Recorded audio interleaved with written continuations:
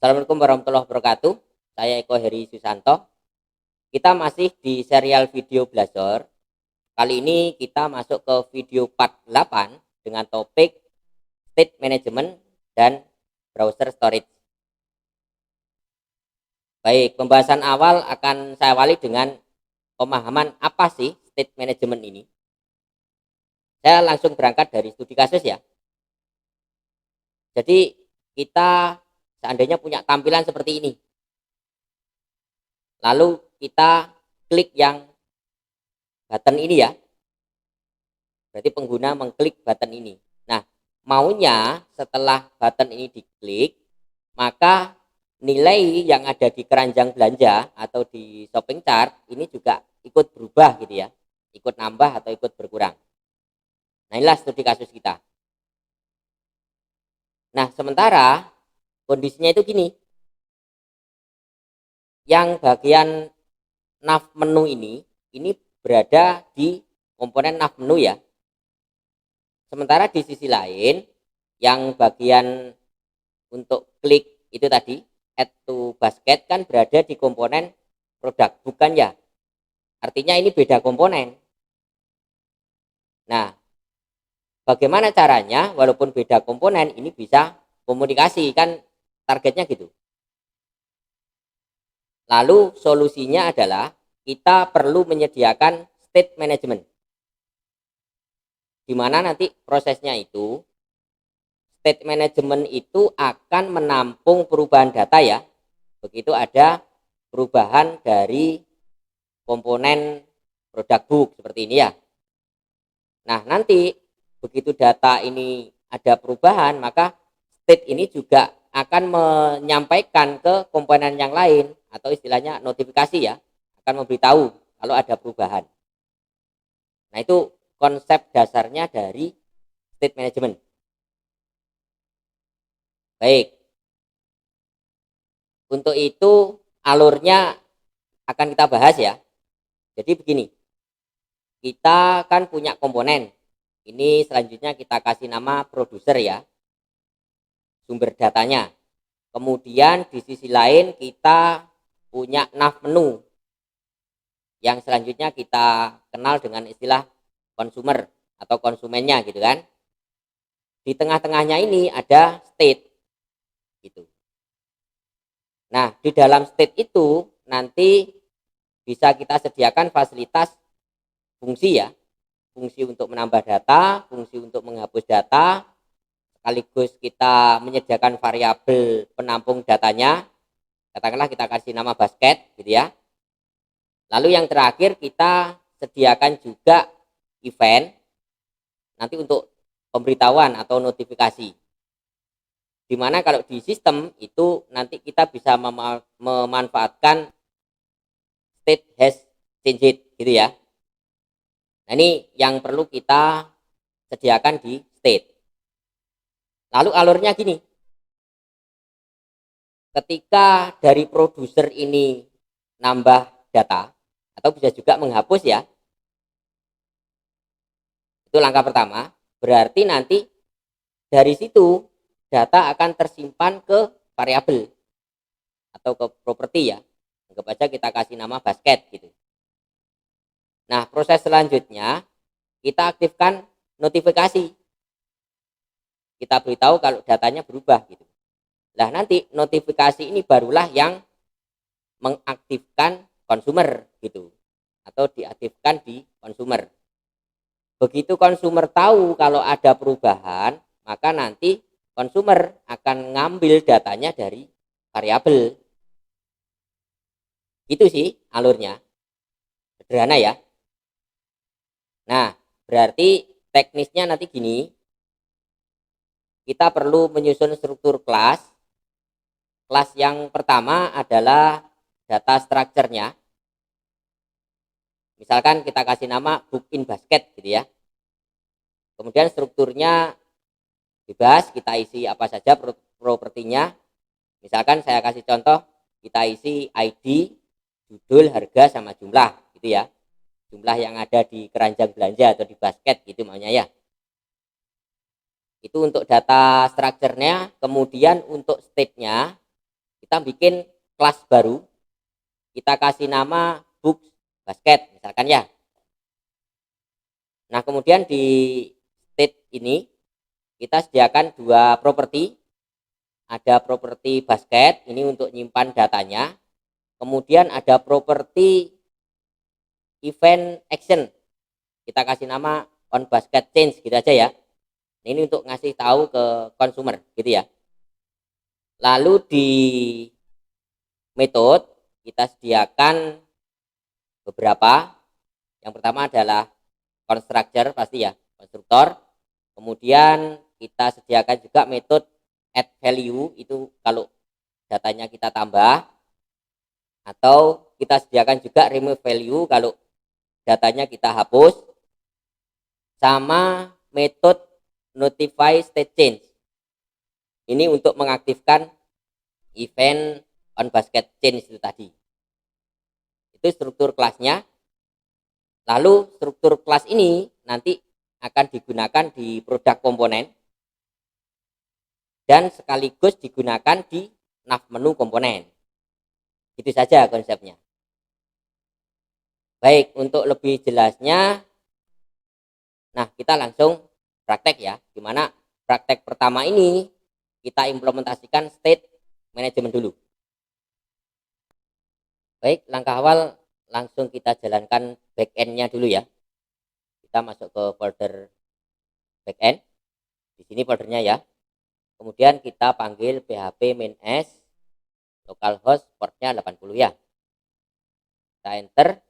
Nah, oke, sudah jalan seperti ini. Nah, sekalian untuk Blazor-nya kita jalankan juga. Kita masuk ke Blazor app ya. Kemudian kita panggil .NET Watch. Kita enter ya.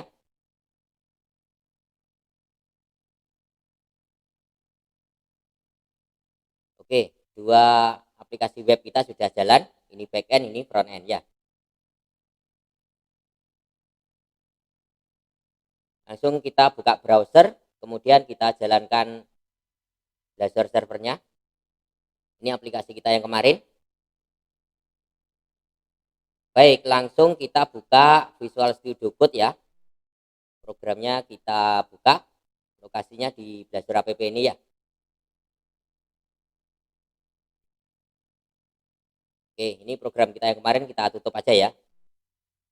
Baik, kita awali dengan ini, modifikasi nav menu ya. Kita bikin menu baru, di lokasinya di sini ya. Ini biar cepet, yang ini kita copy saja ini. Oke, lalu ini kita ganti ya. Kita ganti shopping cart gitu aja ya. Ini untuk keranjang belanjanya ya. Ini href-nya sementara kita kosongin saja. Lalu kita tambahi span di sini ya.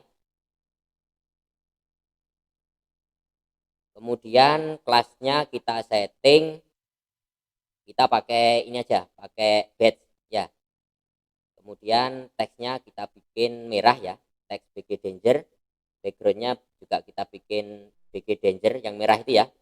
Terus kita buat bulat pakai rounded fill. Nah, ini sementara kita isi 0 saja. Coba kita simpan, kita refresh dulu ya. Nah, ini sudah muncul kayak gini. Cuma ini nggak ada jaraknya ya. Kita kasih spasi saja di sini, kita tambahi dan nbsp titik koma ya. Ini spasi ini. Nah, sudah ada jarak. Nah, seperti itu ya. Baik, ini untuk nav menunya selesai. Kemudian kita modifikasi yang bagian data. Kita buka yang books.cs, kita bikin kelas baru ya. Kita kasih nama book in basket kayak gini. Kemudian propertinya kita kasih nama ID basket. Jangan lupa getter sama setternya ya. Defaultnya string kosong kayak gini. Lalu kita bikin properti yang lain. Ini judul, kemudian apalagi harga ya. Kemudian kita bikin jumlah, tipenya integer ya, defaultnya 0. Nah seperti ini. Nah ini untuk kelas data structure-nya ya. Ya kita simpan, kemudian kita bikin file baru, kita kasih nama books.basket.cs. Nah ini untuk ini ya, untuk mendefinisikan state-nya nanti ya. Jangan lupa namespace-nya kita setting berarti dashboard app.data karena di folder data ya. Kemudian kita bikin kelas books basket ya. Seperti ini. Lalu kita bikin properti dulu, tipenya list. Kemudian strukturnya ngambil dari book in basket yang barusan kita bikin ya, yang ini. Nama variabelnya kita kasih nama basket, gitu aja. Nah, kemudian kita bikin metodenya, kita bikin konstruktor dulu ya. Ini nama konstruktor sama dengan nama kelas ya, kalau di sisap ya. Nah, seperti ini. Nah, ini kita definisikan, kalau basketnya itu 0 begini ya, maka basket itu kita isi dengan list kosong gitu. List dengan tipe book in basket ya.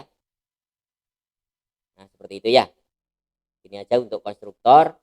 Kemudian kita bikin metode add value. Parameternya kita kasih nama value, tipenya book in basket ya. Nanti kalau ada penambahan berarti tinggal basket.add gitu aja. Untuk nambah list kan gini kan ya. Nah, sekalian kita bikin eventnya dulu. Event action ya. Ini kita kasih nama on basket change. Kemudian kita bikin private method, kita kasih nama notify state change. Nah ini untuk menandakan on basket change-nya itu kita aktifkan ya, atau kita invoke gitu, seperti ini. Nah nanti notify state change itu kita panggil di sini. Begitu ada penambahan nilai langsung ada pemberitahuan event gitu kan. Baik, kemudian kita sekalian bikin yang remove ya. Ini parameternya string saja ini. Kita bisa pakai fungsi remove add. Nah, seperti ini. Kemudian di dalamnya remove add itu bisa kita kasih perintah ini. Find index ya. Basket.find index. Kita cari berdasarkan indeksnya. Di mana indeksnya itu nanti yang ID basketnya sama dengan value yang diisi ya. Nah, seperti ini ya. Itu nanti yang kita remove.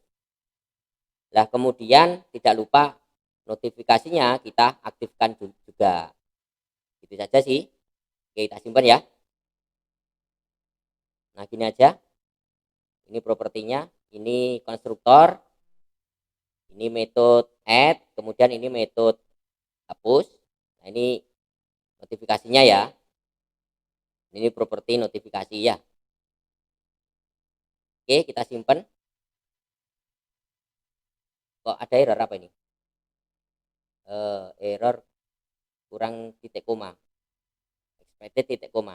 Mana yang kurang? Oh, ini. Nah, ini loh. Belakangnya set ini kurang titik koma. Maaf, salah ketik ya. Oke, sudah sukses, tidak ada error. Baik, kita lanjutkan, kita buka di ini. Di bagian program.cs ya. Ini servicesnya kita aktifkan ya. Kita panggil builder.services, kemudian kita tambahi add scope seperti ini ya. Yang kita tambahkan adalah yang class state-nya tadi, berarti book basket ya. Nah, seperti ini. Ini biar aktif ya. Oke. Oh, ini minta di restart ya. Tekan Y saja ya. Oke, sudah start, nggak ada error ya. Baik, untuk program selesai berarti kita modifikasi di komponennya ini produk book ya. Ini yang tadi yang di folder data ini kita panggil ya. Kemudian kita injek ya. Injek book basket. Kita kasih nama book basket gitu aja ya.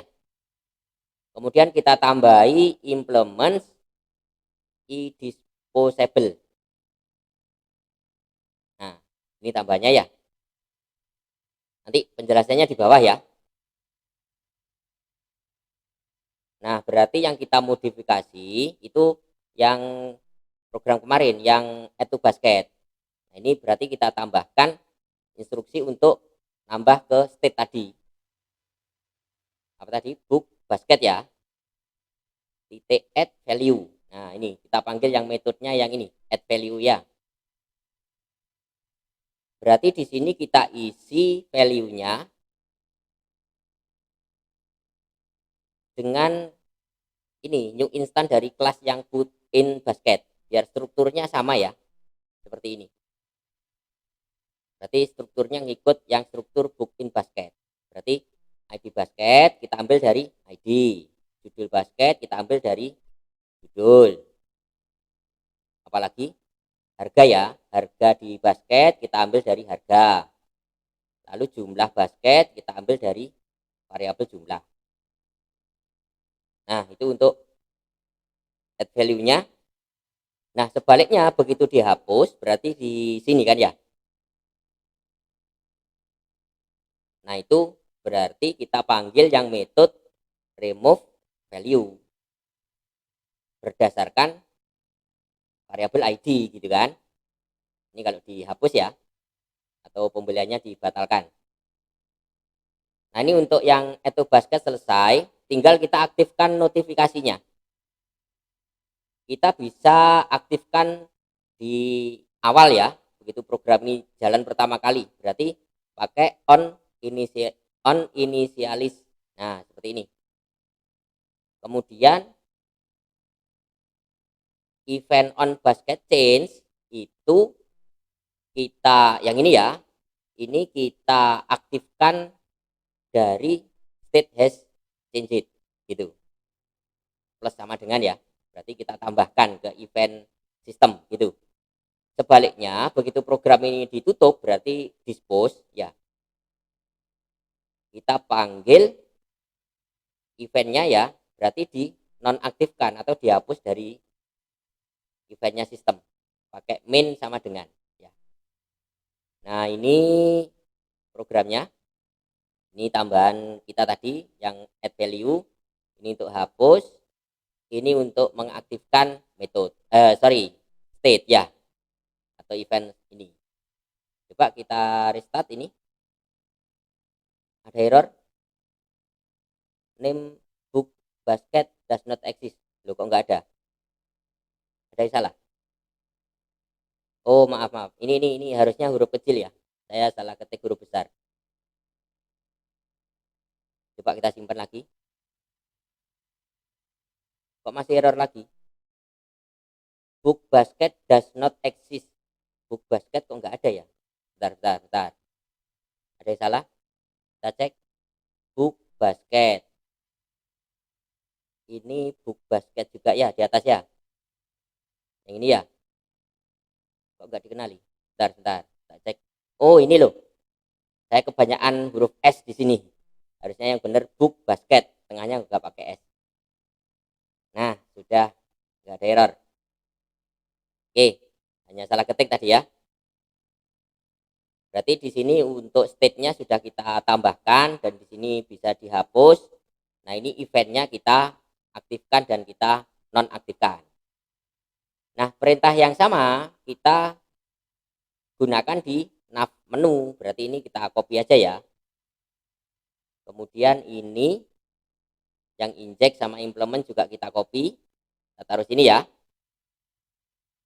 Nah, berarti di bagian code di sini ya. Berarti kita tinggal aktifkan yang eventnya. Berarti pakai ini aja.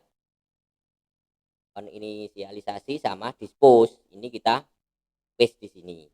Sudah gitu aja sih. kemudian yang di span ini yang tadi 0 itu kita ganti gini, add book basket dot basket, berarti yang ini ya. Nah, kita tinggal hitung jumlahnya, datanya ada berapa. Pakai titik count, ini sudah selesai. Coba kita simpan. Terus ini kita restart lagi. Oke, sudah tercompile. Sukses ya. Ini tambahan programnya, terus ini tambahan berikutnya ya. Terus sama ini update isinya. Coba kita refresh. Nah, ini masih kosong ya. Kelihatan ya, kosong ya. Coba ini saya klik add to basket, oke. Nah, jadi satu kan?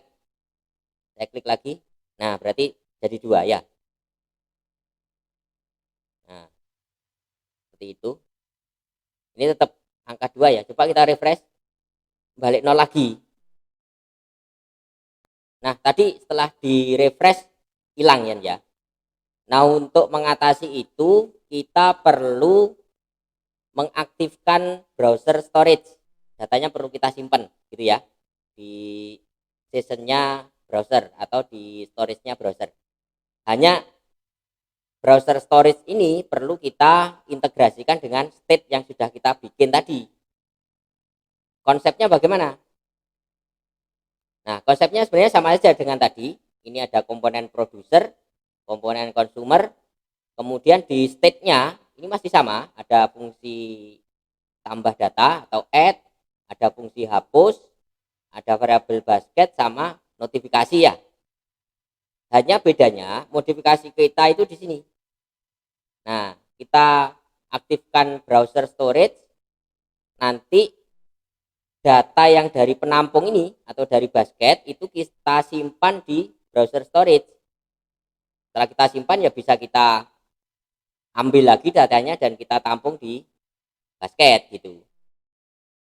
Nah, setelah datanya bisa kita tampung dan kita panggil atau kita ambil ya, baru prosesnya sama seperti tadi. Kita aktifkan notifikasi, lalu notifikasi memberitahu ke komponen consumer. Setelah itu ya sama, dari variabel penampung ini datanya kita ambil ke komponen consumer. Itu saja sih konsepnya. Nah, untuk lebih jelasnya kita langsung praktek ya. Dimana ini kita langsung ke browser storage. Nah, untuk itu kita aktifkan yang ini ya, di bagian import ini. Nah, kita aktifkan yang Blazor storage. Browser storage. Di komponen server, kemudian protected browser storage. Nah, ini modulnya kita panggil dulu ya. Nah, ini. Oke, nggak ada error. Kemudian yang kita modif. Nah, jangan lupa yang ini, yang di host CS.html. Browser storage itu harus render modenya harus server ya. Harus diganti gini. Kalau nggak diganti server nanti error gitu ya. Itu saja. Kemudian yang kita modif di bagian product book komponen yang ini ya. Ini kita tambahi atau kita injek ya. Protected session storage. Nah, baru variabelnya kita kasih nama misalkan protected session store seperti ini ya. Ini variabelnya. Oke, berarti nah ini kita tambah variabel tipenya list saja ini. Tipenya list ya. Dimana strukturnya itu ngambil dari book in basket. Variabelnya kita kasih nama list basket, kemudian defaultnya kita isi list kosong. Nah, seperti ini. Lalu di bawahnya if else itu ya, berarti di sini. Nah, list basket itu kita isi dari variabel ini basket ya, yang ada di book basket ya. Lalu kita aktifkan sessionnya, kita set sessionnya ya pakai perintah itu set asinkronus, kemudian nama sessionnya kita kasih nama daftar belanja. Lah isi sessionnya kita ambilkan dari list basket. Nah yang ini kan ya. Oke, ini untuk yang di komponen product book ya. Lalu di menu .traceur, berarti ini tinggal kita copy saja ini. Kita copy, tambahkan ke sini. Lalu yang bagian ini, on inisialisasi ini ya, ini kita rubah, karena harus multitasking kan ya. Berarti kita harus pakai ini, asynchronous task, gitu. Terus ini kita ganti on initialize asynchronous, yang ini ya. Nah lalu di sini ya kita bikin variabel, katakanlah result namanya ya. Ini ngambil dari protected session store tadi, kemudian kita panggil fungsi get asynchronous. Tipenya list, strukturnya book in basket, lalu ini ngambil dari daftar belanja gitu. Berarti ini get namanya daftar belanja, ini harus sama dengan yang ini tadi ya. Nah yang ini kalau setnya daftar belanja berarti getnya juga daftar belanja, itu sih. Lalu kita cek kalau result itu hasilnya sukses, berarti ada ini ya, sessionnya ada ya. Nah kemudian kita cek lagi, kalau value-nya tidak nol berarti ada datanya, maka book basket, yang variabel basket ya, ini kita ambilkan dari session gitu.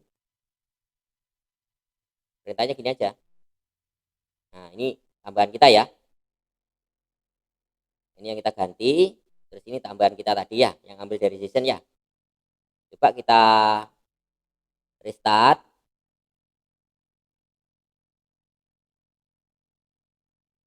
Oke, nggak ada error.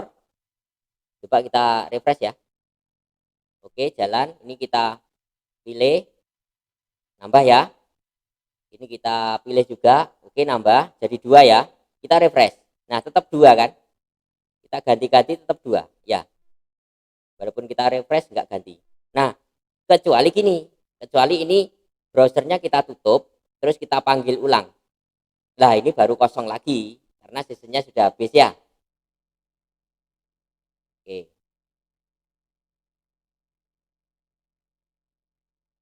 Baik, sampai di sini saya kira cukup. Kita lanjut lagi di episode yang akan datang. Saya akhiri, terima kasih. Wassalamualaikum warahmatullahi wabarakatuh.